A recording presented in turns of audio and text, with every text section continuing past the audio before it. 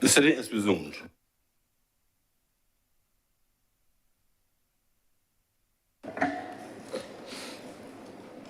Order number 2, sir. Order number 2, in the name of the Honourable Leader of the Senate, to move the second reading of the Barbados Optional Savings Bonds Plus offer to the public, Amendment Bill 2023. Senator Cummings.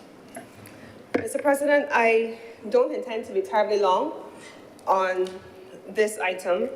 The matter before the Honourable the Senate, Mr. President, is one which we have discussed at great length on previous incarnations. We have had a number of issues of the BOSS bonds, we have had the BOSS Plus bonds, and now we are having a public offer of BOSS Plus bonds to the public in this instance. If you recall, Mr. President, the very first issue of BOSS was made specific to public servants.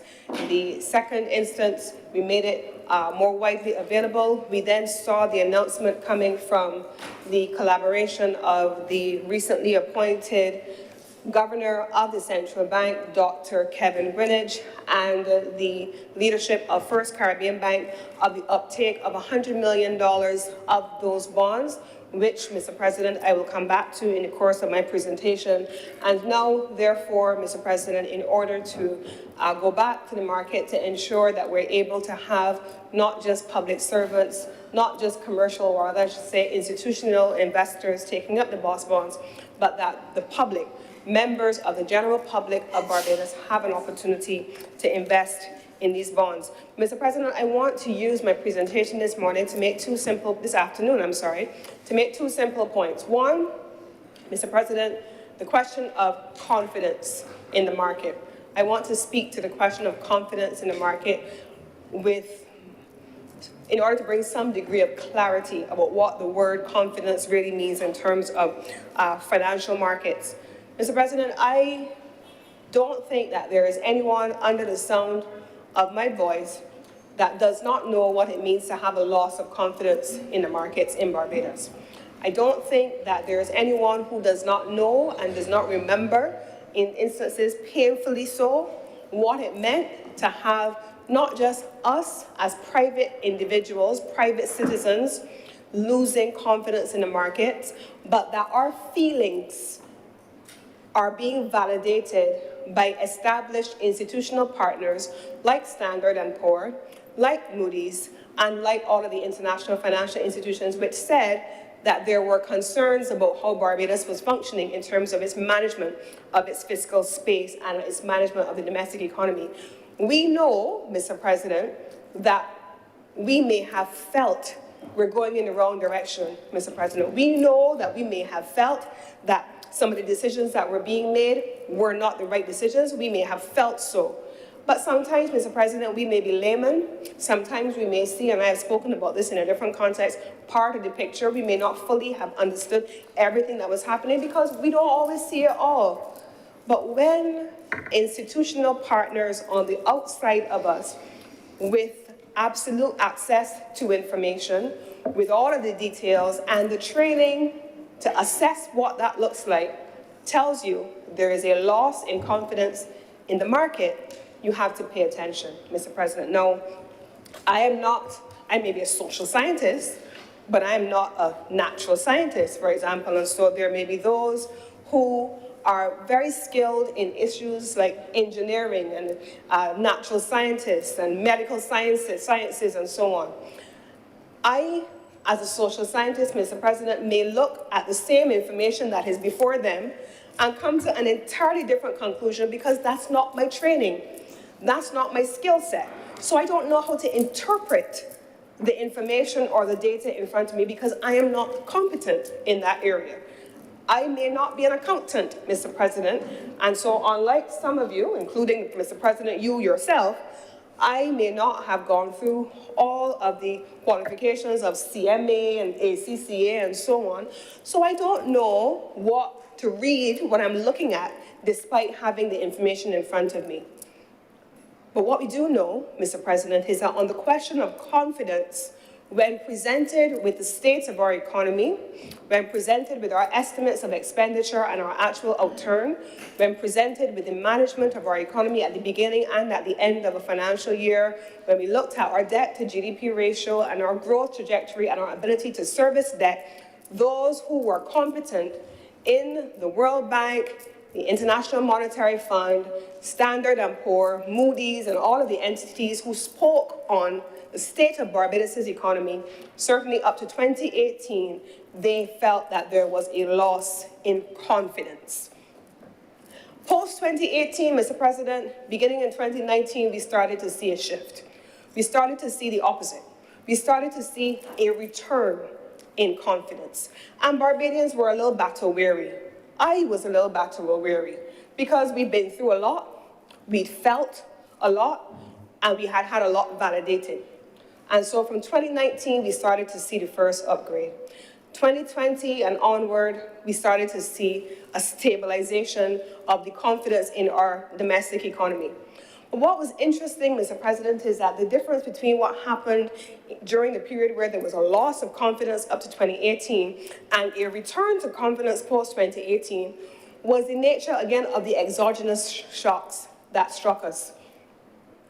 We found ourselves, Mr. President, dealing with a return in confidence to the marketplace despite a debt restructuring.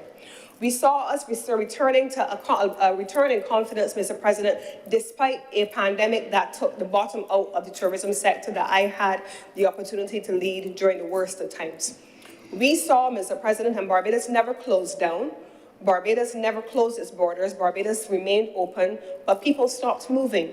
And so we saw that with the expansion, with the removal of the expanded economy from 300,000 people to possibly up to, at the banner year of 2019, 1.2 million people spending in the domestic economy and the consequential reduction of over $600 million in lost revenue, we saw that despite that, Mr. President, there was a stabilization of confidence in the marketplace.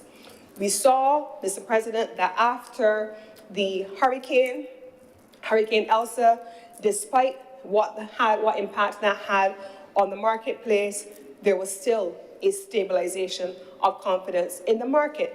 We saw we had ashfall, and I refer to all of those things, Mr. President, because in a space where you had reduced revenues but increased expenditure, government was spending more, and you still had a stabilization by those with independent authority, with the competence and training to assess what they were seeing. We saw a return and a stabilization of confidence in the market. We had a domestic debt restructuring, Mr. President, and that debt restructuring saw a loss in confidence in the market, in particular among our commercial banks. So you have the commercial banks opting not to participate in the domestic market and not to buy local paper for a period of time. But, Mr. President, up comes First Caribbean, and I can say because it was public knowledge and it was in a newspaper, with a return of confidence in the market by taking up not one or two, but $100 million in these boss bonds in a stunning example of a return of confidence to the market. Mr. President, I had the opportunity, on a tangential track. Everybody knows how much I love coffee and tea. I know every coffee shop, every tea shop. The photographers at events saw me the other day. Every single shop, even at formal events, they see me, I have a coffee cup or a teacup in my hand. And somebody's always coming to take it from my hand. I would sooner give you my purse than to give you my coffee. So they know this. So one morning, I was minding my business at a coffee shop. That was on my way to where I was going. And I stopped. And I saw a colleague from a commercial bank in there wearing their shirt, and they were surrounded by several others who were dressed just like them. And they said, come, I want you to meet some people. And they took me to introduce me to their colleagues. And there was a waiting tour bus outside. This was probably at best 2 months ago, but certainly after the First Caribbean uptake of the last set of boss bonds. They said to me, I want to introduce you to somebody. Coffee in hand, and I walk in with them, tea in hand. I can't remember which one it was that particular day, but I walked and I meant to meet these people who were about to board a tour bus to go around Barbados. Who were these people, Mr. President? This was another commercial bank that had seen the uptake of $100 million in these bonds and have brought down their leadership from two countries, one outside of the region and one inside of the region, and their regional directors, to take them around Barbados to see projects, but to have a sense of what growth returning to the economy looks like. And they brought them down here, Mr. President, because they wanted to be clear that they want to come back into the market in a show of confidence in Barbados. So they brought their principals down from Toronto. They brought their regional directors down from Trinidad and Tobago, and they all coalesced here in Barbados and spent an entire day going around the country, seeing projects, including energy projects, to see what capital works projects were underway in the country, because they wanted to begin the process of engaging in the domestic market again. Mr. President, unquestionably, without the benefit of those who have an emotional connection, like me, I want to see Barbados do better. I want to see my nation thrive. I want to see people do well. I want to see our economy robust and vibrant again. I want us to be able to reduce the trade deficit. Those are things that I want, yes. But this isn't about what I feel. This is about those who are competent and active in the marketplace, seeing all of the information available themselves and making it clear that they are confident about Barbados. But Barbados does not manage itself. Barbados is being managed by a government and a leader in the person of our Prime Minister, who is also a Minister of Finance, and all of her finance and economic team. That is a show of confidence in the people leading Barbados at this time, because those who led before did not have any of these exogenous or external shocks, as you would call them. They didn't have a pandemic. The world stopped for 2 years between 2008 and 2018. It did not. So the challenges that were navigated between 2008 and 2018 did not include a 2-year cessation in economic activity at normal levels. There was no hurricane in Barbados, to the best of my knowledge, since 1960s, Hurricane Janet. And that did not occur during the years prior to 2018. So there was no increased expenditure as a consequence of a 2-year pandemic, which increased social spending and healthcare spending. And there was no hurricane which increased infrastructure spending. There was no volcano which erupted. And so, Mr. President, in the absence of 3 major crises, you did not see any erosion of confidence in the Barbados economy. And so I say all of that, Mr. President, because sometimes you hear a lot of chatter. You hear a lot of chatter about how people are wary of government paper, how people are wary of what the government is doing in the economy. And those things may be true in some instances. I talk about how I feel, but I have to go on the basis of objective assessment as well. We talk sometimes, Mr. President, about how people are wary because of the debt restructuring and how it impacted those who were investors in 2018. And those things are real, Mr. President, and I am certain that the Prime Minister took no pleasure. The finance team took no pleasure in 2018 at having to agree to haircuts in order to save the country, Mr. President. And I know that despite how we all felt about the haircuts that we took and the impact that it had, there was a real impact. We cannot minimize that, and I don't think anyone intends to minimize that. It is a real thing.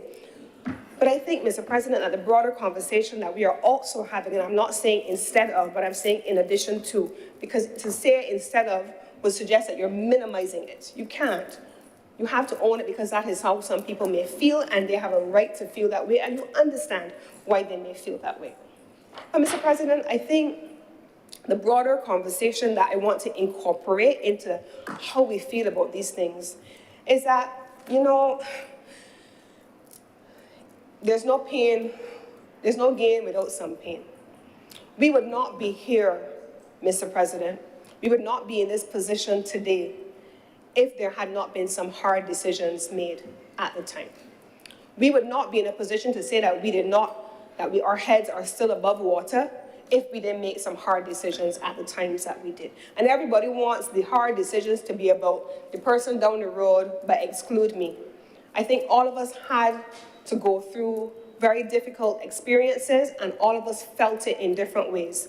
But at the same time, the reason we are able to stand here today, Mr. President, is because of the many sacrifices that people made and had to make at the time in 2018 when adjustments had to be undertaken.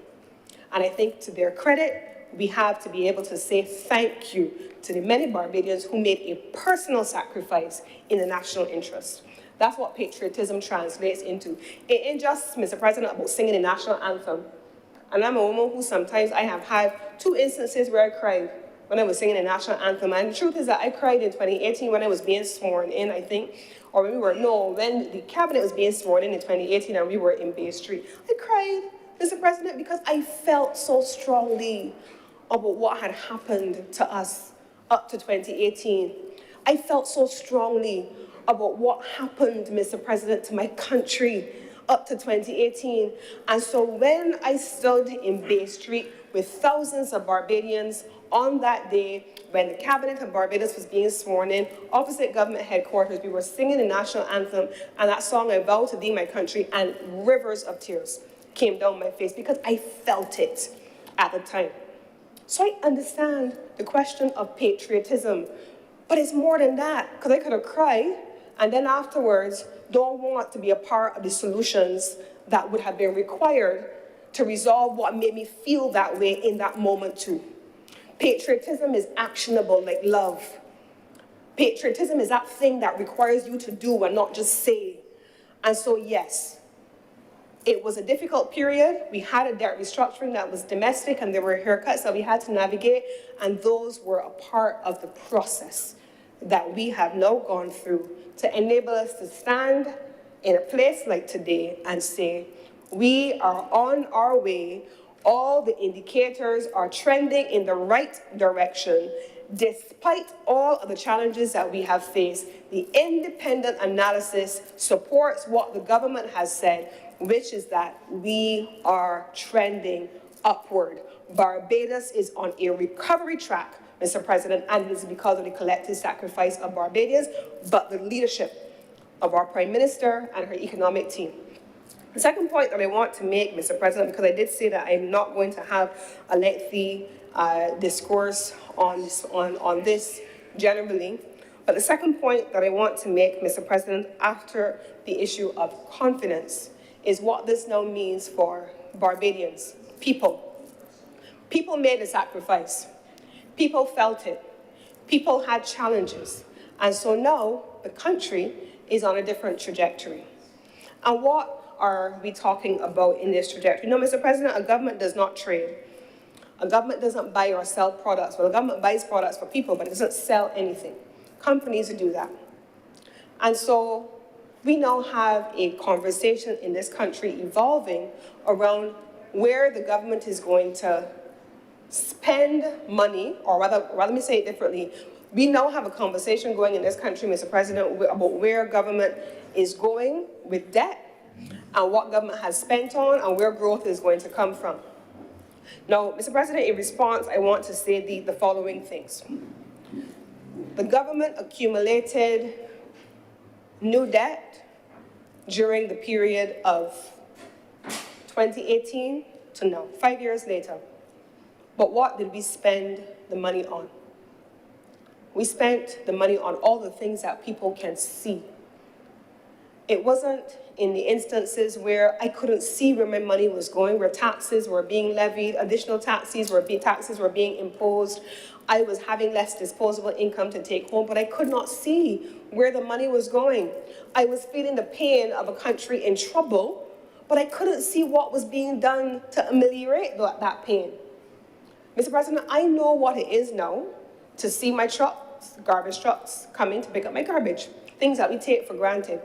I know what it is like to now be able to see my buses, the people who need to take public transportation. We had a lengthy conversation in this honourable chamber just last week about road transportation and transportation system. I know what it is to be able to see buses coming to pick up people who need to take public transportation. And we also talked about the fact that all of us should be able to take public transportation. I know what it is to be able to see capital works beginning, and every time I drive down the highway on just about Powell turning, I'm seeing the trucks and I'm seeing the evolution of the geriatric hospital building going up. I'm seeing hotel infrastructure projects on the South Coast. Again, a return of confidence. And I'm hearing the government talking about a lot of the things that are still in the pipeline under our infrastructure work to be done. I know what it is, Mr. President, to drive down Lancaster, to drive all across. I think yesterday morning, I saw at Brighton, the new 7 acres project, which is meant to be a new housing development. We have one in Chancery Lane as well. Big signage that I saw going up. I saw it when I passed it yesterday, 7 acres project in Brighton, St. George for housing. I can see where the government is putting its money in people, in services for people. Those are the things that we made sacrifices for. But yet, Mr. President, how did we raise the money from a country that had a $600 million drop out from its economy? How do we raise the money, Mr. President? Because we didn't earn anything at the time.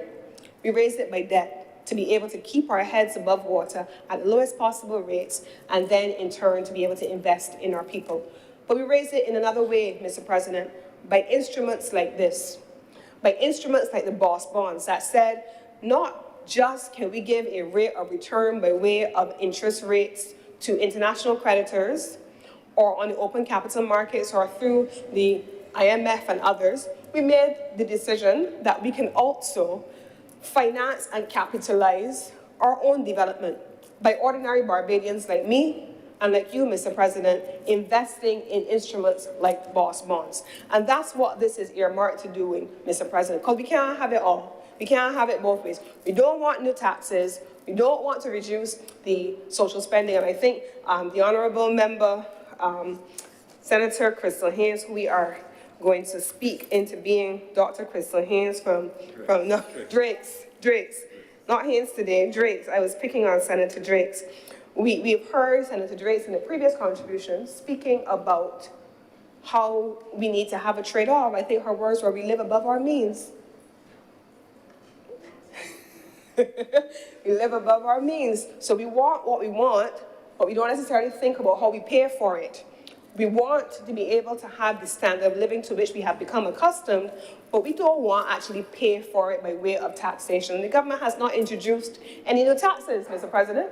I remember standing in this very place a few months ago in March, right after the budgetary statements, and saying that there were those who had Barbadians on edge, talking about more new taxes are about to come, more new taxes are about to come. Government got to introduce new taxes because they got to raise more money, Mr. President. And then when the new taxes didn't come, what about this? They shifted the conversation. It was something else completely. The government didn't raise new taxes, Mr. President, but the government still has to be able to pay for and support the lifestyle to which all of us have become accustomed and the standard of living that Barbados is known for. The standard of living has a cost attached to it, Mr. President, and what these boss bonds are designed to do is to ensure that we are able to finance that quality of life to which we are accustomed and which we deserve as a people can come from our own people. Now, there are two specific clauses within this, Mr. President, that I want to make my final remarks on.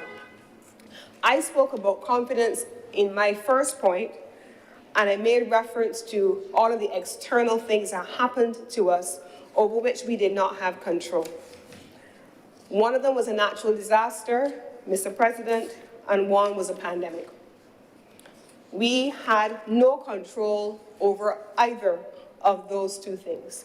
And so you now have included in the measure before us, in the bill before us, at sections 9A and B into the Act of 2022 to have it amended to have a natural disaster deferment in the first instance or a pandemic event deferment. And what does that mean, Mr. President?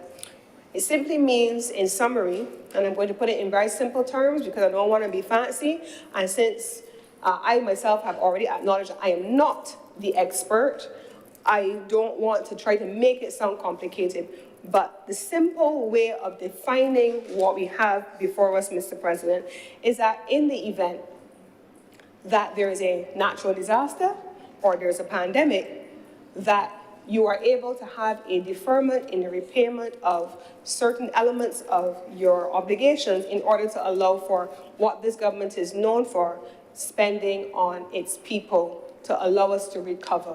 And that is what happened, Mr. President, during the pandemic. We increased social spending to allow for healthcare investments, to allow for the protection of our people, and we did the same thing with Hurricane Elsa, we did the same thing with the freak storm, and we did the same thing in the volcano as well. And so that allows for the government to make sure we prioritize people. Now, Mr. President, the final thing that I want to say is specific to this, and it really is an appeal. Honestly, it is an appeal. It's an appeal. I'm trying to find the best way, Mr. President, to frame this. One of the things that I disliked most, there were a lot of things that troubled me during the period of 2008 to 2018. But one of those things that troubled me that perhaps is at the top of my list was what I described as the dumbing down of the conversation. I call it the dumbing down of the conversation. People talked to Barbadians as though they thought Barbadians were foolish people, but we're not. Barbadians are not foolish people. Barbadians see things in ways that we have to give them credit for. And so we could see something in front of us, Mr. President, and we may not be the expert in it, and we may not know all of the details of it, but instinctively we have a sense of what is happening. And so when we heard officials saying that the sky was pink and we could see it blue, that used to upset me. I remember there was an economics lecturer, he was an economist, that was his skill, who spoke at a Chamber of Commerce meeting one day at the Hilton, 1 year at the Hilton. And he was one of the first people I remember who sounded the alarm that we had. I remember his words. We did not have an economic problem. We had a fiscal problem. That was what he said. We had a fiscal problem. And he got mauled every which way by the officials of the then government. We didn't have a problem. There's nothing wrong with our fiscal management. But we could see it, and every institution globally was saying the same thing. But they mauled him, Mr. President. We now have a country that the officials are saying our fiscal management is sound. There's confidence in the Barbados economy. And the independent commentators who are experts in their own right internationally are affirming that view. So sometimes if I feel as though I don't know the answer to everything, I sometimes have to depend on the international experts who are competent, and I have to depend on those who are able to see the full portrait. So I am confident, having said that, Mr. President, that this administration has been open, it has been transparent. All the loan contracts that we have had have been laid. When I stand up as leader of government business, Mr. President, on a morning, and I open and I go under items on which to give notice, and I am commanded to lay the following documents, Mr. President, all of the items that people are demanding in the public space to see are laid in this parliament. In the lower house, they're laid, in the other place, they're laid, and they're laid up here. So there's no need for the grandstanding in public to make Barbadians feel as though you're doing something. when you can go online to parliament.org and find what you say you want to see. It is there, Mr. President. Every loan contract is there.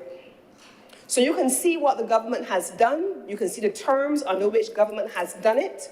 And we have not attempted to tell you it is something other than what you can see. That is how we have governed, Mr. President. And so I am confident that these bonds that we are now coming to this honorable chamber to present this bill on, which will allow for the deferment of payment of the amortizations and interest due on the bonds under the circumstances which I have just outlined, a natural disaster or a pandemic event, to allow for that social spending to take place, is entirely consistent with a government who has prioritized people, sound, prudent fiscal management, and the development of Barbados even through difficult circumstances. And so I promised I wasn't going to have an extensive discourse on this matter, but I do have the opportunity, of course, to respond in my closing to any queries or comments which have been raised during the course of other submissions from the honourable members of the Senate. And with these few words, Mr. President, I beg to move that this bill now be read a second time. Thank you, Senator Cummins. Senator Driggs.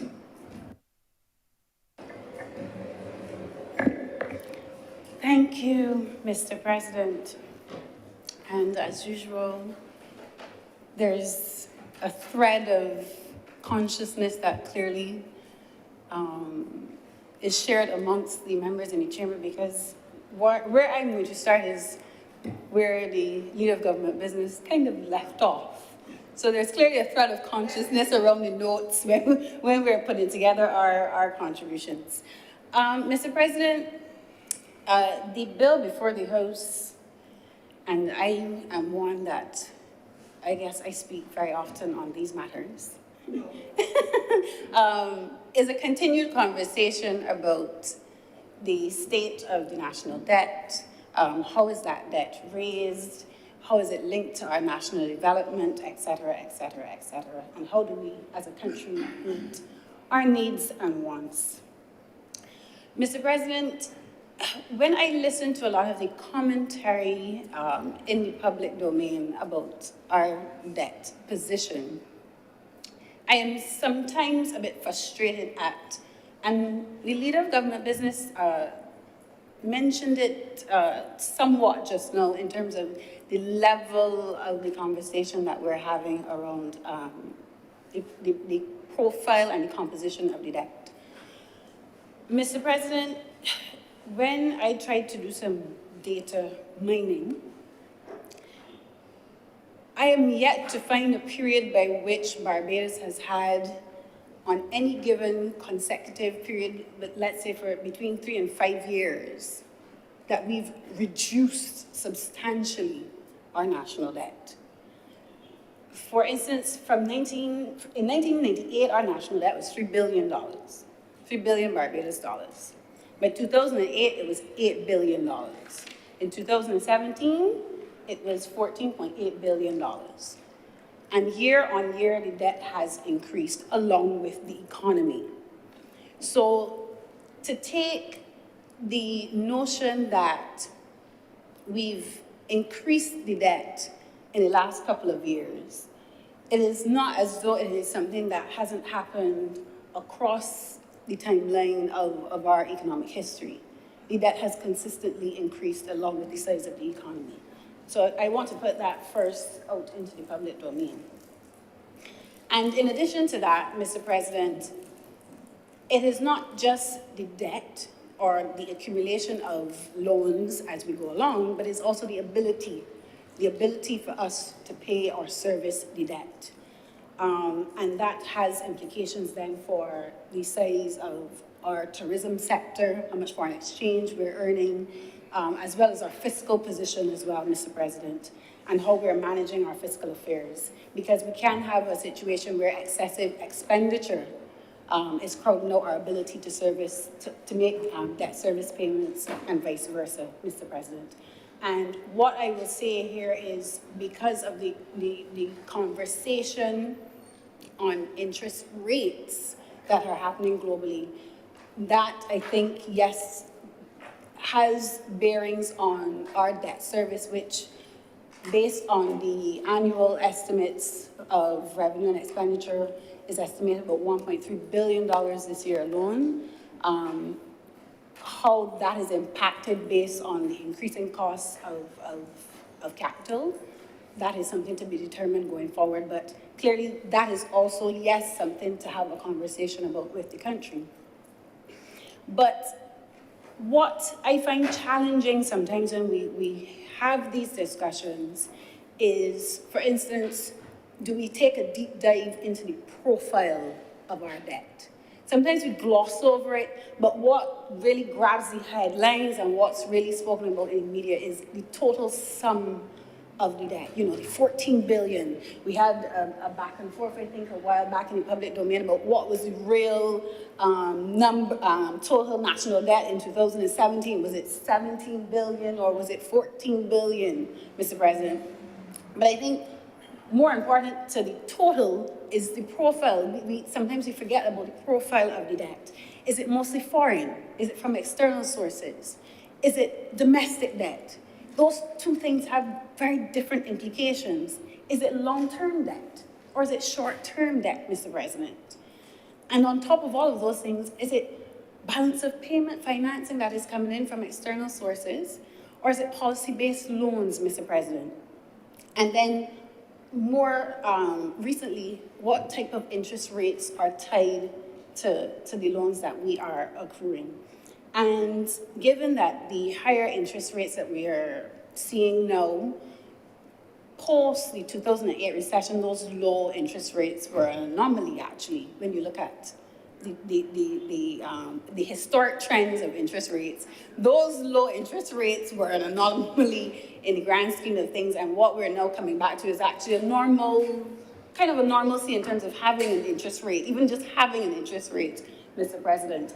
And I think that until we see a curbing of the global inflation rate, we will continue to see an increase in the interest rates going forward. But what I think would be prudent as well, and it's not something that we've done in the past, I've heard the new governor of the central bank mention it. I believe it was on a radio program before.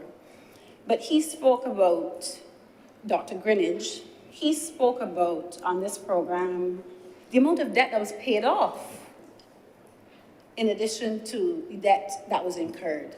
And that's early repayments. And I think because the headlines is always about, you know, what new debt we've incurred, that is always at the forefront of the conversation, but not taking it into context that we've also paid off some of our debt as well.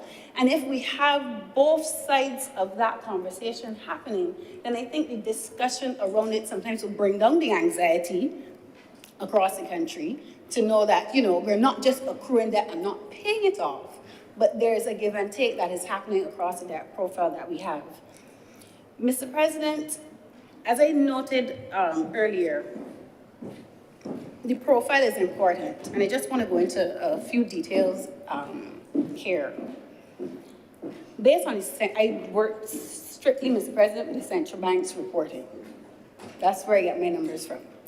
The central bank for 2022 stated that our gross public sector debt was $14 billion.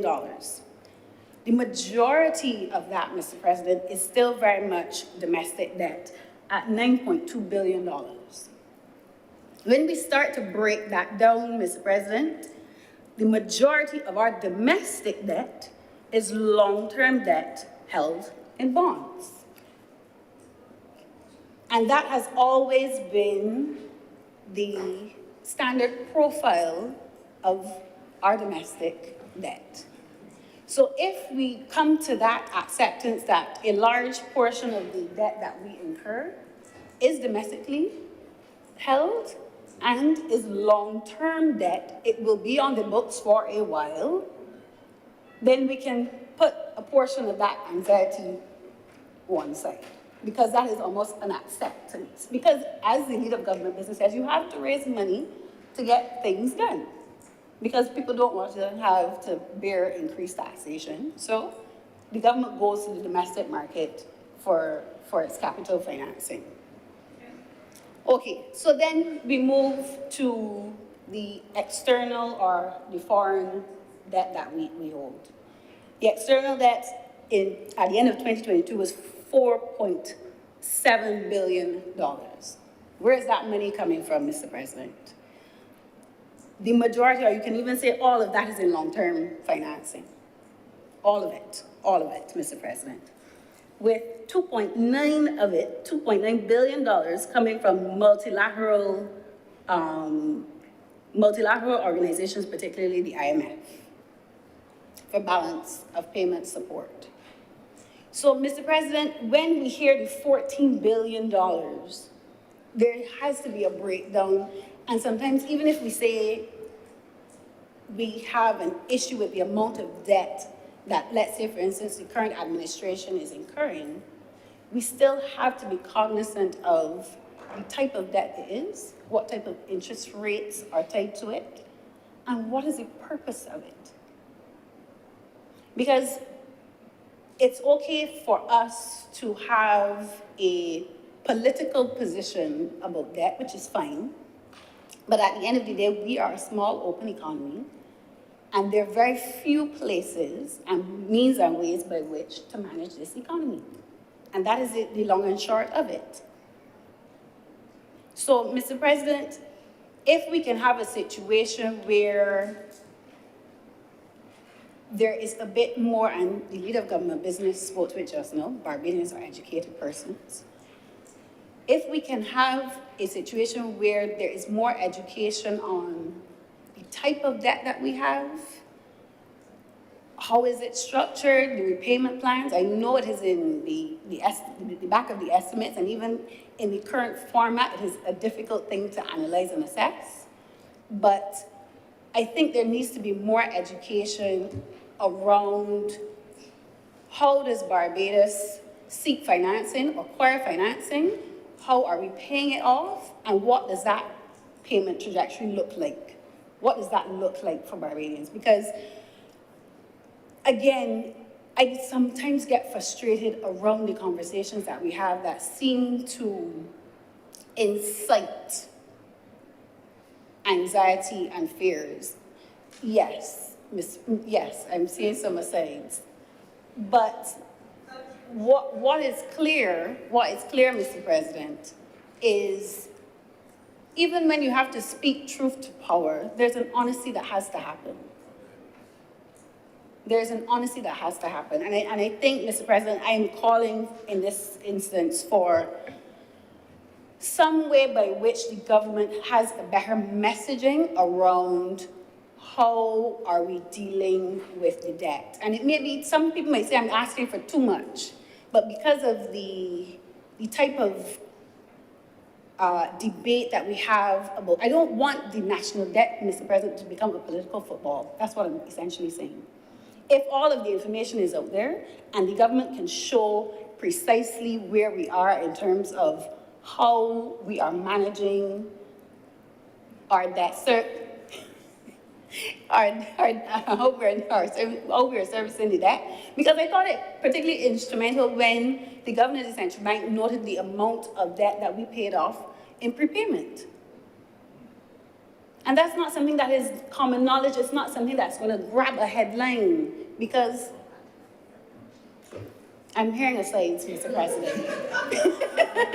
I'm hearing asides. And I think if that becomes a regular occurrence in reporting, that would help the conversation and elevate the conversation on how we deal with the national debt and what makes Barbadians comfortable in terms of, why the government have to go for another IMF loan. Mr. President. But, Mr. President, I want to speak on two matters in a more contextual framing. And I think it is important to be a part of the conversation. And the first one is something that we hear all the time, and it is that Barbados is not alone as it relates to having I don't want to call it a debt crisis, but it is a debt crisis. And I'll explain why and what this means. Some international experts are at the moment saying that there's a looming sovereign debt crisis and crisis bubble, they're calling it, Mr. President. There was a report by Standard & Poor's that came out recently, and an article written called "The Global Debt Leverage is a Great Reset Coming," that was published on January the 13th, 2023. And that report spoke to how the profile of global debt has shifted in the last 20 years or so. Spoke levels that global debt has hit. We're now at globally $300 trillion. That's trillion with a T. And that translates, Mr. President, to each person across the globe owing $37,500 US dollars. But that is in comparison to global GDP, where the average income per person is only $12,000 US dollars. So we have a situation where we have a financial structure that is under stress because of the level of debt that is in the financial system across the board, across the board. What is particularly more instructive is that government debt to GDP leverage grew in the last 20 years or so.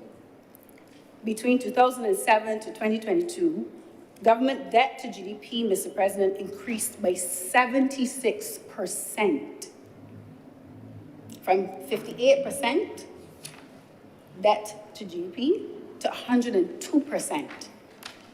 So we see that the global debt that is building up is coming from sovereign debt, AKA national debt countries, Mr. President. On top of that, Mr. President, you have, as I noted earlier, the higher interest rates. Some are saying that the increase in the interest rates, Mr. President, if you assume that around 35% of that global debt is at a floating rate, means that there's $3 trillion more in interest expenses. So, yes, we can have our own debates around what is happening locally, and rightfully so, we should. But in the context of the global environment, Mr. President, Barbados is by far not unique to what is happening in the global financial system. Mr. President, this stress that is flowing through the financial system, the global financial system, is something that is worrying many, many persons. The Secretary General of UNCTAD stated recently, Rebecca Greenspan, stated that the world lacks an effective system to deal with debt. An independent sovereign debt authority that engages with creditor and debtor interests, both institutional and private, is urgently needed. And she made those remarks on the 2nd of February, 2023. So what we are seeing, Mr. President, is as the world becomes more uncertain, and we have to deal with a lot of the crises and the uncertainties, Mr. President, many countries are coming under strain as it relates to how do they meet their financial and social obligations. And what is happening is there is a call internationally for us to address the sovereign debt crisis that some believe is on the horizon. And how do we deal with it? Not just individual countries, developed nations versus developing nations. How do we deal with the debt that is circulating in our financial institutions globally, that is putting the global economic structure, Mr. President, under stress? Sir, and all of this is linked back to what I would say is the post-World War II experiment of capitalism and globalization. This is an experiment. What we are experiencing as a way of life and as a normality is not. This is what we know as, this hyper-consumer kind of lifestyle is something is very modern to humanity. And because that system is fed by the debt, because that's how we're living. We're borrowing from the future to supplement our current needs and wants and building up debt as we go along.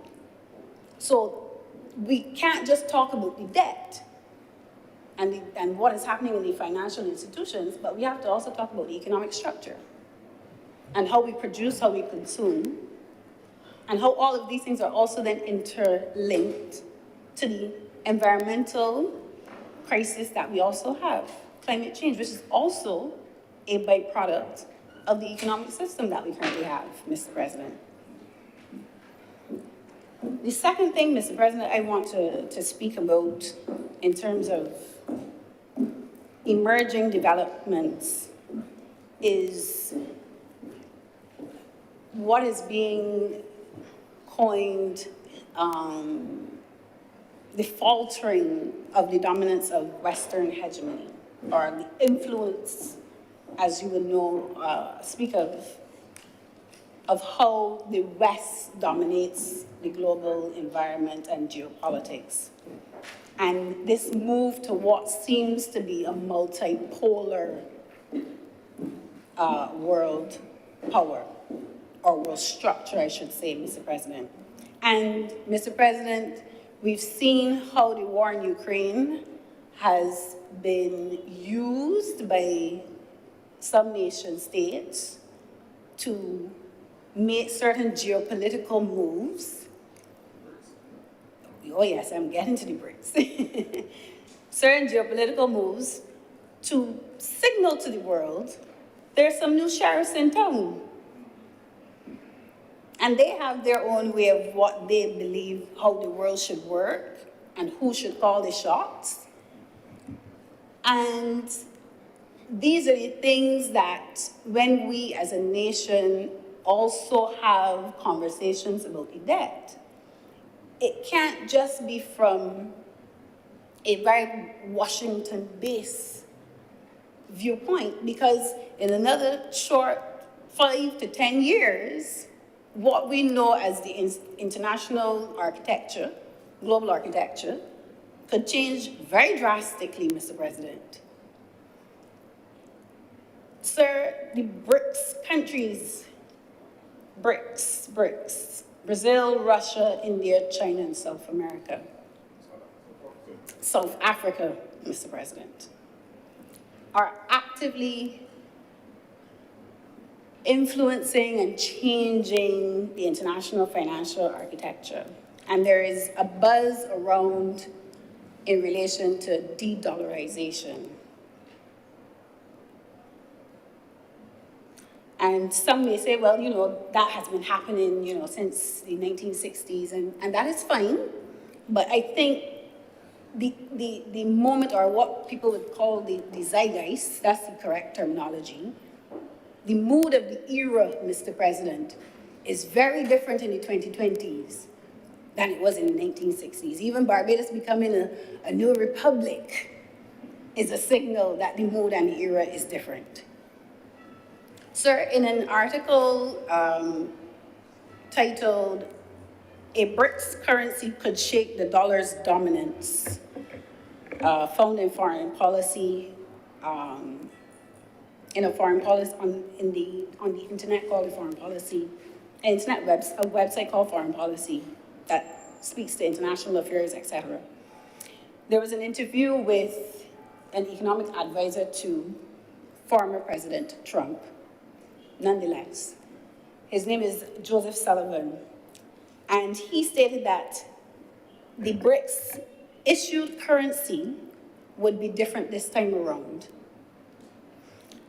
it would be like a new union of up-and-coming discontents who on a scale of GDP, and this is the important part here, who on a scale of GDP now collectively outweigh not only the reigning hegemony, the United States, but the entire G7 put together. And that is the difference, Mr. President. You have a group of countries who, by the size of their aggregate GDP, are now surpassing what we have viewed as the dominant players in the global environment. Sir, those countries, the BRICS, in terms of gross domestic product, now control or contribute, I should say, 31.5% of global GDP compared to the G7 who control 30.7% of GDP. Slim margins, but what is more instructive is their populations. Because GDP and population have always been two variables that determine the trajectory of a country. Hence why we're also having a conversation about the population of Barbados, Mr. President. But the BRICS countries are home to 41% of the global population. 41% of the global population. And those economies are emerging or developing economies. And they represent 16% of global trade. So, sir, when those countries come together, and there's a potential for a new reserve currency, it shifts the entire landscape to some extent for countries like Barbados. And our macroeconomic position, Mr. President, because our way of life and our lifestyle is anchored in the US dollar, as we all know. Mr. President, in December of 2020, this honorable chamber came to legally change our parity value of the Barbados dollar. I don't know if members remember that debate. No, you guys would. No, yeah. The other session. It wasn't this current Senate composition, Mr. President. It was the 2018 to 2021. But in that Central Bank of Barbados 2020 bill, no, the act, we repealed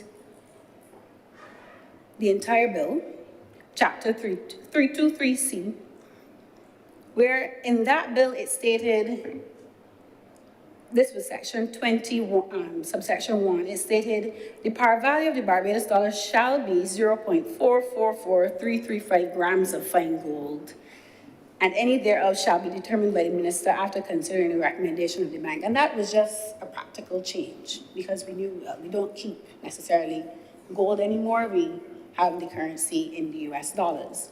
And then we made the change in the Central Bank Act in 2020 and officially put the par value of the Barbados dollar at $1 Barbados dollar to US 50 cents. And that was the practical change. But, Mr. President, this is, and I'm usually scolded when I speak about these things, but based on the geopolitical environment,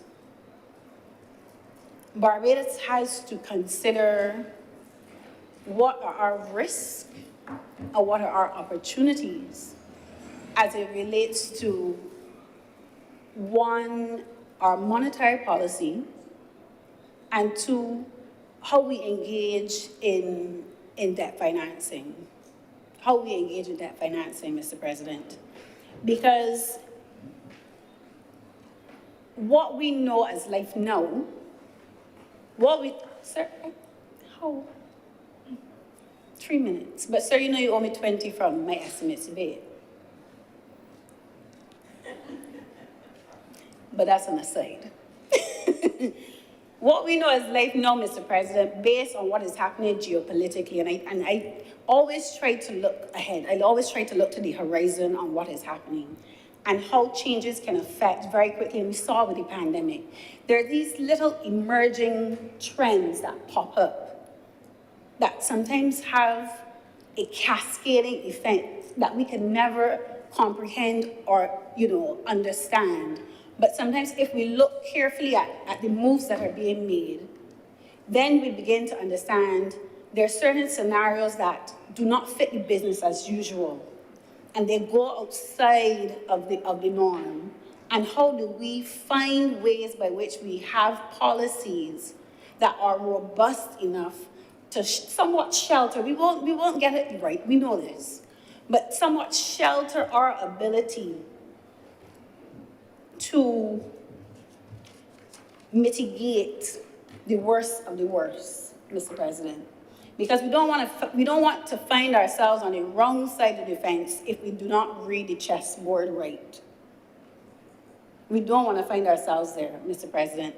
And I think those two developments, the global debt crisis, along with the geopolitical changes that we're seeing, have a direct impact, Mr. President, on the conversation on national debt and on national development, and dare I say, the monetary policy that we hold, Mr. President. I know it's a sacred cow.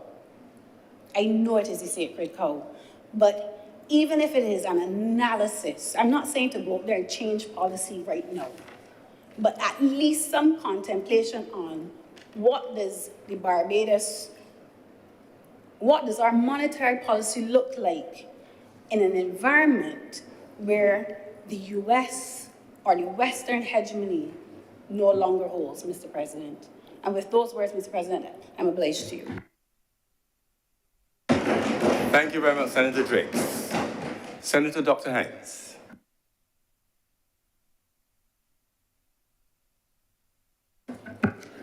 Good afternoon, and thank you for recognizing me, Mr. President. I really did enjoy that. It was listening to Senator Driggs. She's probably going to lead me in a place I didn't want to go, because she spoke about a whole set of things that are, for me, the things that really get my mind going as someone whose area is international relations. These discussions about geopolitical shifts, all of it I do not necessarily agree with, mostly because I would say, speaking directly to some of these points, I wasn't going to focus so much on debt. To be clear, my emphasis today was going to be on the investment side of this. But as she's taken me in this direction, I'm going to start just to follow from where we left off. And while I can certainly understand Senator Driggs's concerns, and maybe not concerns, but a caution to us to think about what we are doing with our debt, considering what is happening in the world, I would also want to temper that a little bit. Not to say that we should not be careful about our debt, because certainly we should. And I would hope that any government will be prudent in making decisions about debt, because this is not your piggy bank that you're playing with. This is the people of Barbados that we are addressing. So I can certainly accept that caution. But what I would say is that there have been so many moments of change over time. So even the time period of the 1960s, if we think of this as an experiment, that was an experimental time also, because this was a time of decolonization. Barbados is now a republic, but at that point, before 1966, Barbados and most of this region and much of the world were still not sovereign states. So this in itself was something that was a watershed. So we have had these times before, and countries have found their ways to make it through, with each significant shift with each crisis. We had a whole set of states entering the state system. And we can connect this to what we are dealing with now in a global debt situation, because it would not have been possible before we had the entry of all of these sovereign states to even start having these kinds of discussions about global debt. It would not have been possible. And we have had these discussions before about things like a new international economic order coming out of things such as the Bandung Conference in 1957, leading to the very creation, for instance, of the UNCTAD, of which Senator Drakes discussed. We had the end of the Cold War, which moved us from a bipolar world. And following the Second World War, we have the decline of a hegemonic power, the UK, and the rise of the US. So we've experienced this before. So states have to find ways to navigate these changes that are invariably going to occur, with changes in technology, in the state system, in balance of power, etc. And considering this, it is my sincere hope that, as Senator Drake said, we will keep these things in mind when making decisions about how we pursue debt, considering all of the changes in the world. And I will say that I am somewhat satisfied, that the current administration is doing so. Because, and the reason I say so is because of things such as the Bridgetown Initiative, and I can see an awareness of this. What the decisions will be, I do not know, but I do think that these are not things to which, first of all, the public of Barbados are not ignorant of these things, because I have heard them, people like talking about the calling programs. People call the calling programs talking about de-dollarization. So the public is also aware of some of these things, and I would expect that those in positions of authority would be similarly aware when we are thinking about what we are doing with the debt, and people are still thinking about it. They're still talking about it. And I do not think that this discussion is going to go away anytime soon. But there we go. To my substantive contribution, and I really want to thank Senator Drakes again, because I did enjoy that. I took notes and all. To my substantive contribution, as I said, I was specifically going to speak about the investment element of this. So we're dealing with BOSS Plus. This is an amendment too.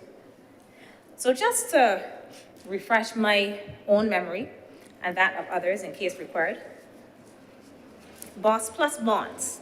These were supposed to be, this was a vehicle available to the general public to invest and to facilitate the funding of development for Barbados.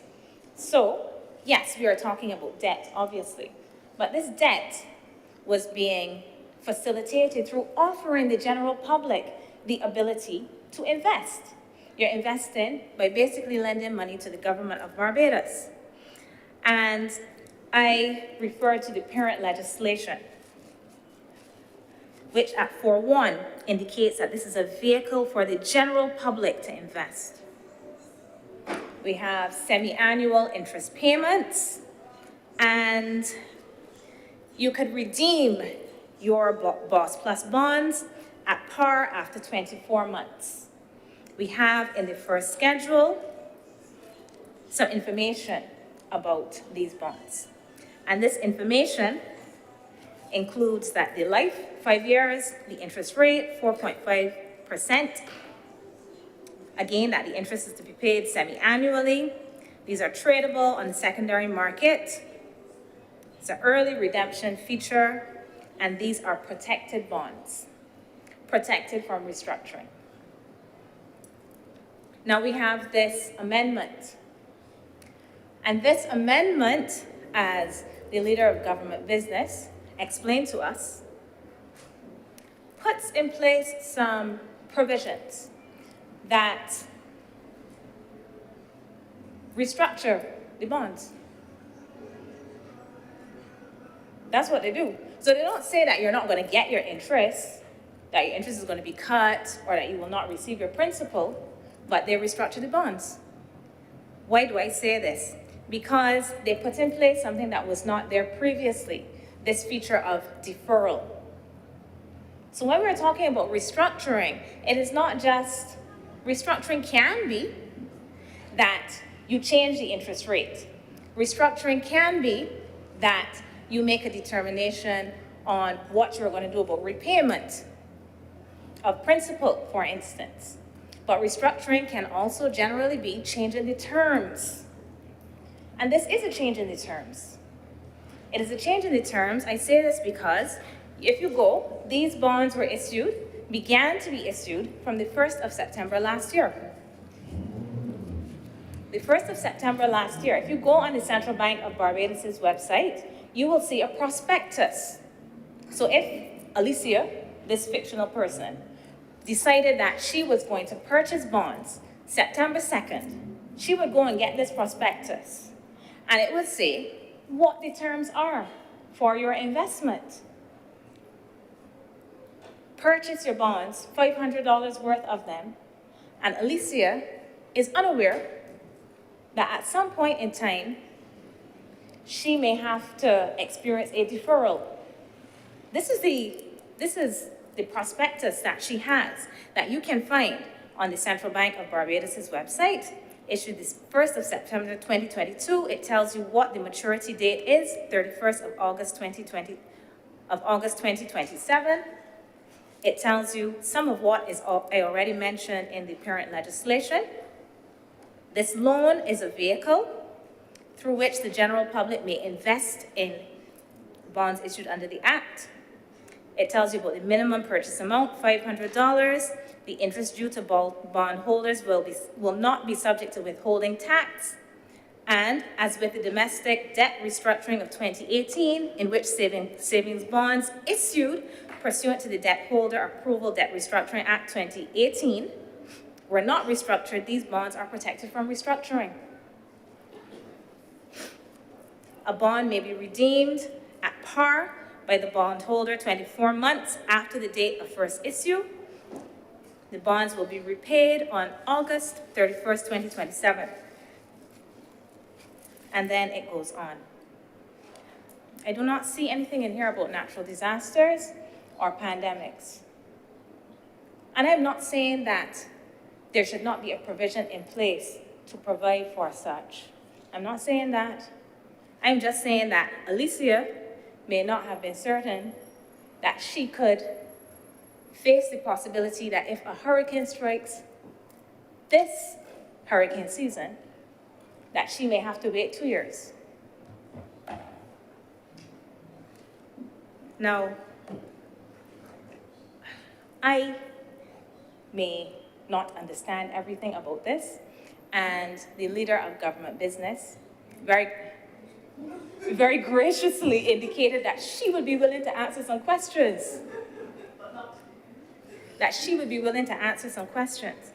And the main question that I have is it clear to the general public, people like Alicia, fictional Alicia, who purchased these bonds, that this was going to happen?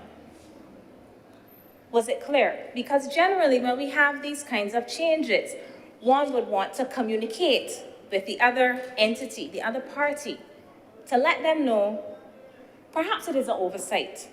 Oh shoot, we did not remember when drafting the original legislation that these provisions needed to be put in here, because we do have this arrangement that deals with natural disasters and pandemics. So my question is this clear to those persons? When we have in these terms that say they're protected from restructuring, are those persons who purchased the bonds clear? Were they clear that this was not included in that protection from restructuring? Okay, so here's the reason I say this. Obviously, the government needs some space in the event of a natural disaster or a pandemic. We all can understand and appreciate that. But who also needs space? People.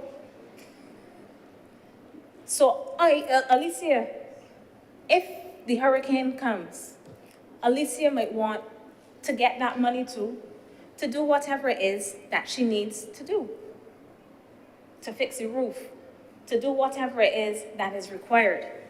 So this is my small concern, contribution, ask. It is my ask for clarity. When we say that there is no restructuring, these are protected from restructuring. When this is stated in the second schedule, what is it that we meant by protection from restructuring? Was this not included in that protection from restructuring? Because if it was not included, I am fine with that.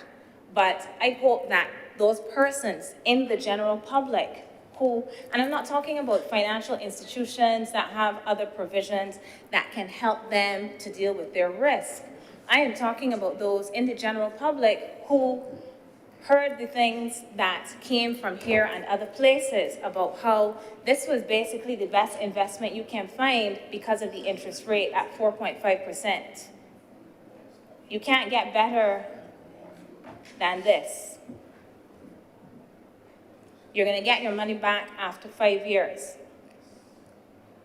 I did not hear at any point you're going to get your money back after 5 years unless there's a natural disaster that means that X, Y, and Z. You're going to get these semi-annual interest payments except in the event of a natural disaster, which again, I'm not saying is problematic.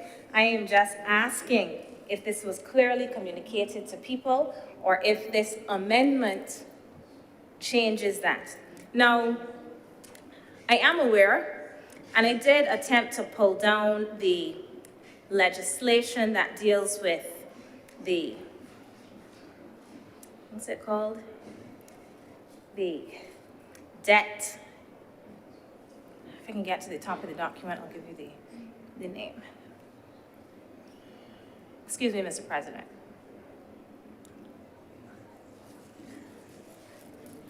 So this legislation is the Debt Holder Approval of Debt Restructuring Act 2018. And in that legislation, in the second schedule, there is this provision here that also has a natural disaster clause. It speaks about the exchange of instruments to be issued to institutions as part of the exchange offer. Series B, Series D instruments will include a clause that will offer both creditors and the government some protection against future debt distress, and it goes on. It does provide for this in here, and this is in the second schedule, as I mentioned, that provides particulars on the nature of the debt restructuring. Debt restructuring proposals for institutions, that is part 2. So that is in there. But again, that is my area of concern. As I said in the previous debate on the parent legislation, I will not re-debate it at all.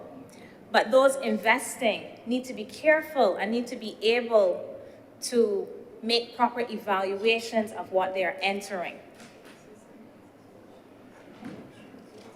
Why am I saying this? If Alicia was thinking about purchasing these bonds, are we saying that in addition to looking at the prospectus and looking at the legislation, that she had to do all of this other digging and think about the potential of these clauses being implemented in the future that may affect the decision that she made on whether or not to invest in the way that she invested?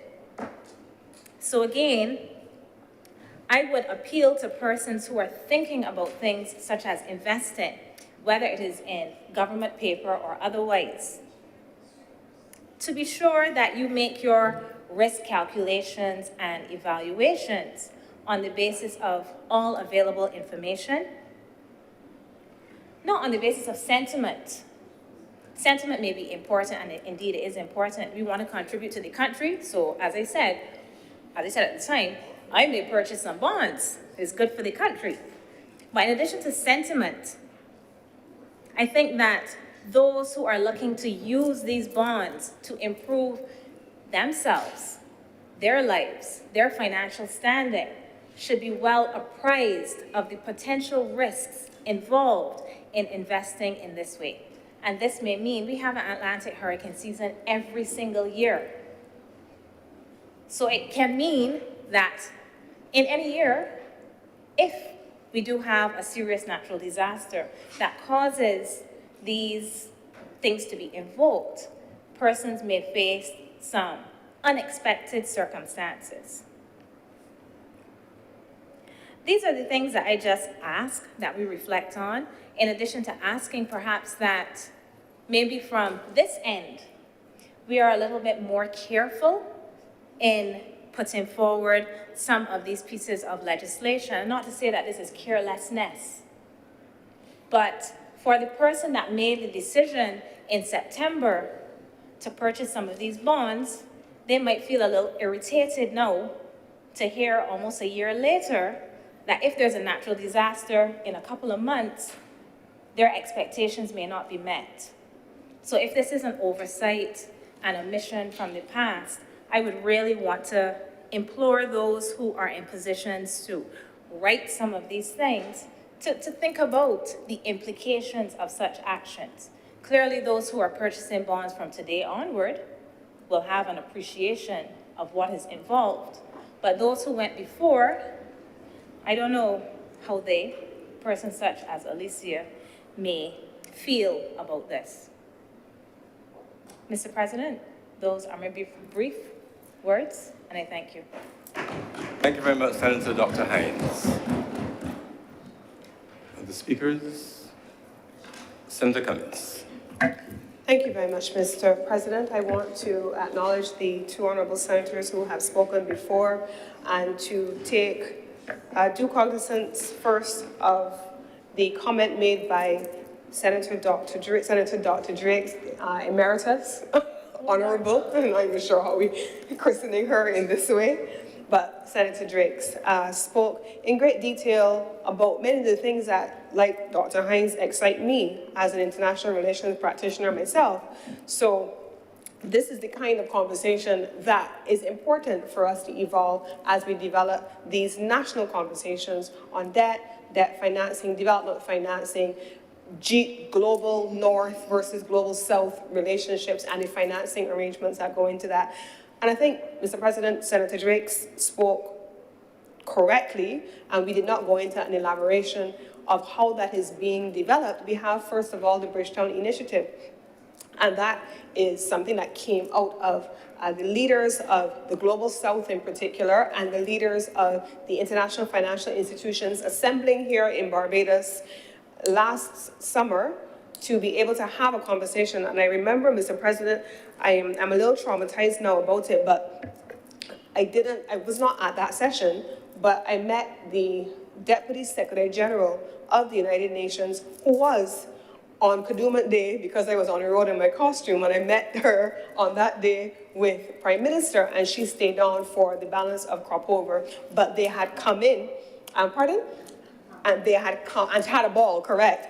And they came in and had these detailed conversations on the Bridgetown Initiative, which originated in those talks and has taken off globally, Mr. President. We have now the latest version of the Bridgetown Initiative, which is Bridgetown Initiative 2.0.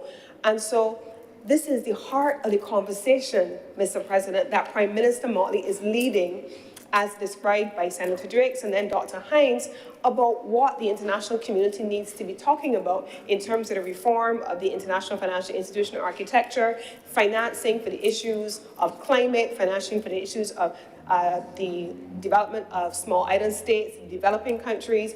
We talked also about issues relating, very recently, Prime Minister in Washington, when she spoke about interest rates, talks about how countries would have been able to access financing to get them through the exigencies of COVID-19 and dealing with the pandemic. And then the interest rate reverts and changes, or they make changes which are going to affect developing countries. And now you have Prime Minister and others calling globally for financing such as that to be ring-fenced and exempted from interest rate appreciation, because those are all critical conversations. Mr. President, I know that we also have had an extensive global debate over an extended period of time about dollarization, baskets of currencies, whether or not that's something that we needed to be able to do. You've seen some countries that have unpegged their currency from the US dollar, and they're functioned in a certain way. It's not necessarily worked in the way in which they have intended, but these are all a part of the conversation. And one thing that I am confident in, Mr. President, is that we are led by a prime minister who understands them to be real issues and who is spending a lot of time. And honestly, you hear people talking all the time about her travel. Prime Minister will tell you she does not like to travel and she does not like to put her body through the grueling nature, especially of transatlantic travel. She really doesn't like it. It's hard, and the only people who think that traveling for business is fun are those who don't travel on business. The rigor of traveling on business is nothing that people look forward to. You put yourselves through the rigor. I have been in January, Mr. President, I went all the way to Abu Dhabi. I saw nothing outside of my hotel, on my way to the hotel and on my way back. I saw nothing, literally. And that is the case in most instances when you travel on official business. You get in, dead of the night, you travel from, in my case, I traveled from Barbados to London, never left the airport, from London, changed terminals, off to Abu Dhabi, airport to hotel, conference being held in hotel, Mr. President, left in the late hours of the night, early hours of the morning to fly back from Abu Dhabi to London, never left the airport in London, went to Edinburgh to have negotiations and discussions on a partnership with Scotland, with Barbados, and came back from Scotland and saw nothing except it was in my hotel or en route. Prime Minister is not out there on a jaunt going to talk about these kinds of things because international travel for business is fun. It is not. And so the notion that Prime Minister and others in her government are walking the length and the breadth of the globe. We hear the upcoming talks with the President of France, President Macron. There's a lot of conversation about prep for the UN General Assembly, and later on in the year, and I know the Deputy President is very much involved in the preparations for COP28 in November in Abu Dhabi.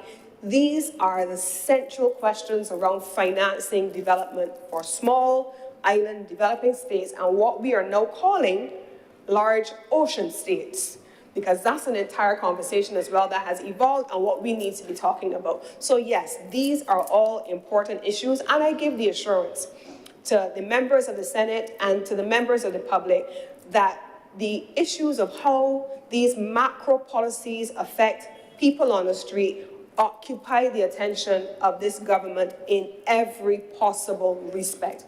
We do not take any decision lightly. The reform of the financial architecture translates into national policy-making space, and it translates into improvements in lives and quality of lives for Barbadians. That is what we have come to office as a government to do. That is what we wake up every day and come to work to do. That is sometimes what we don't sleep at night and we stay away from our families sometimes in order to be able to do. And that is what sometimes, rightfully so, we have to be able to explain to Barbadians in simple terms how these things connect. And it is one of the reasons why I take very seriously misinformation or skewed information being put out into the public space, including when it comes from this place. Because if we leave erroneous information on the table, that's what people will run with. And the headlines will sensationalize it. And we know, regrettably, people are going to run with the headline, and they're not going to have, sometimes the headline has nothing to do with the story itself. But the headline sensationalizes it, and that becomes a conversation. So I take very seriously, given the nature of the issues that we are dealing with here, things that are not said factually, especially when it is about the government. Now, my understanding in response very briefly to the point made by Senator Dr. Hines is that these measures are applicable to new bonds being issued.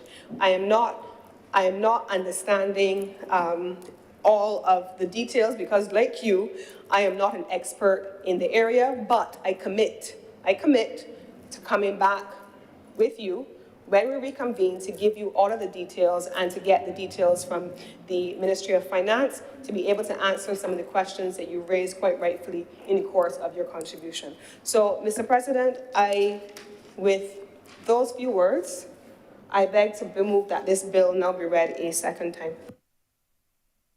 The question is that this bill be read a second time. Honourable senators in favour, please say aye. Those against, please say no. I think the ayes have it. Senator Cummins. Mr. President, I beg to move that Your Honour do now leave the chair and the Senate dissolve itself into a committee of the whole for further consideration of this bill. The question is that I do not leave the chair and the Honourable Senate resolve itself into committee for further consideration of the bill. Honourable senators in favour, please say aye. Those against, please say no. I think the ayes have it.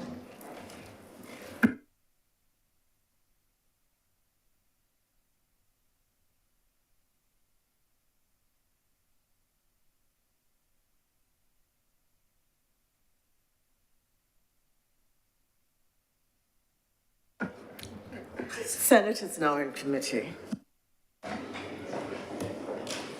Clause 1. Madam Deputy President, I beg to move that Clause 1 do now stand part. The question is that Clause 1 do now stand part. All honourable senators in favour, please say aye. Aye. Those against, please say no. The ayes have it. Clause 2. Madam Chair, I beg to move that Clause 2 do now stand part.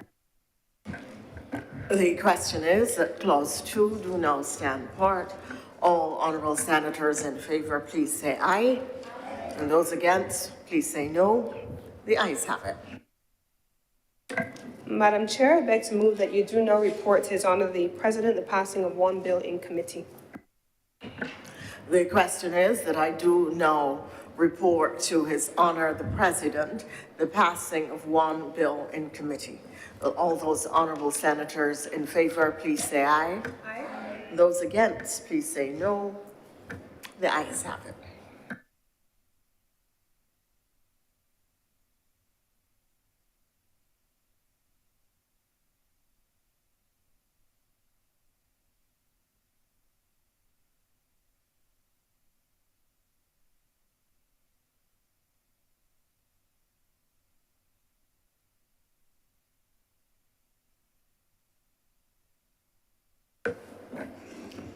The chairman has reported to me the passing of one bill in committee.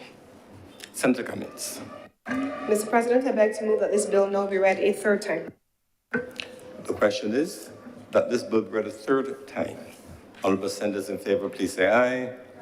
Those against, please say no. I think the ayes have it. Senator Cummins. Mr. President, I beg to move that this bill do now pass and be cited as the Barbados Optional Savings Bond Plus offered to the Public Amendment Act 2023. The question is that this bill do not pass and be cited as the Barbados Optional Savings Bonds Plus offered to the Public Amendment Act 2023. Honourable senators in favour, please say aye. Aye. Those against, please say no. I think the ayes have it. This bill is now passed and so cited.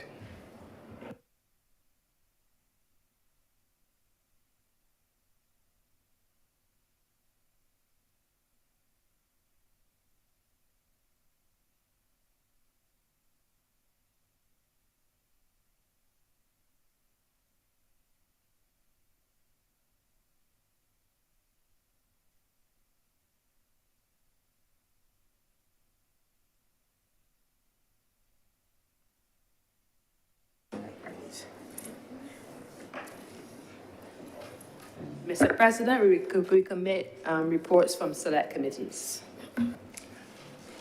Thank you very much. We have a report from the Committee of Selection of the Honourable the Senate. The Committee of Selection met today, the 17th of May, 2023. All members were present. That's myself as chair, Senator Cummins, Senator Dr. Haynes, Senator Robert Soto, Senator Kevin Boyce. And we're serviced, of course, by our two deputy clerks. The Committee of Selection had before consideration of matters arising from the establishment of the 3 new committees, joint select standing committees. And in accordance with the standing orders, the Committee of Selection has made the following nominations for the appointment to the joint select standing committees. The Committee on Governance and Policy Matters, Senator Dr. Hines, Senator Nurse, and Senator Andretti Boyce. And of course, you recall that there are 3 members to be nominated from the Senate to join the members from the House of Assembly on those joint committees. The Committee on Economic and Productive Sectors, Senator Malalu, Senator Drakes, and Senator Dr. Haynes. The Committee on Social Sector and the Environment, Senator Dr. Brathwaite, Senator Reverend Canon Dr. Rogers, and Senator King. That's the report of the Selection Committee in relation to the nominations which will go from the Honourable Senate to the Honourable House of Assembly for the full constitution of those committees.